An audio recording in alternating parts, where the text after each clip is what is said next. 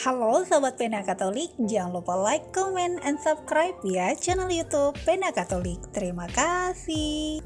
Uskup Jayapura, Monsinyur Januarius Theophilus Matopai Yowu, menegaskan penggunaan kekerasan belum bisa menyelesaikan konflik di Papua.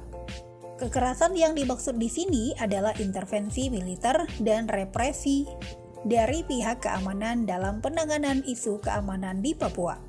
Sejarah menunjukkan bahwa kekerasan belum mampu menyelesaikan konflik Papua, itu hanya menambah jumlah korban dan memperburuk masalah, kata Monsinyur Januarius dalam Forum ASEAN Intercultural and Interreligious Dialogue Conference, Jakarta pada Senin 7 Agustus 2023.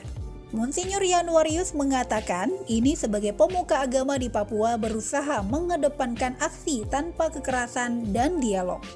Langkah ini lebih tepat untuk mencari solusi damai di Papua. Ia meyakini penyelesaian konflik dengan cara damai sangat dibutuhkan. Ia menyerukan untuk mencegah pertumpahan darah lebih lanjut di Papua. Oleh karena itu ada dua pendekatan dialog yang dikembangkan yang ditangani selama ini, yaitu kami menggunakan untuk mengurangi berbagai permasalahan di Papua, yaitu dialog eksternal dan dialog internal, kata dia. Pendekatan lain yang bisa ditempuh adalah mencari solusi damai dengan pengembangan SDM Papua. Langkah ini bisa melibatkan tokoh adat, pemerintah, dan gereja. Langkah ini selaras dengan dideklarasikan tahun 2002 yang melibatkan semua pemimpin agama untuk membangun Papua tanah damai. Eskalasi tindak kekerasan di Papua belakangan ini terus-menerus terjadi seperti belum menemui jalan keluar.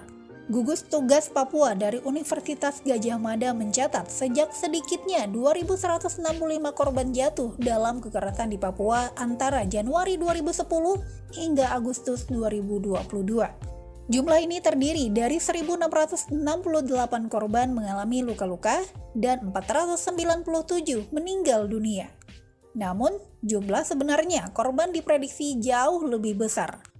Komisi Nasional Hak Asasi Manusia mencatat 1.182 kasus kekerasan di Papua dilakukan TNI Polri dan OPM KKB dalam kurun waktu 2020 hingga 2021. Menurut catatan Komnas HAM, bentuk kekerasan yang terjadi pada warga sipil di Papua termasuk kontak senjata, penembakan, penganiayaan dengan senjata tajam, pembakaran, hingga perusakan barang atau bangunan.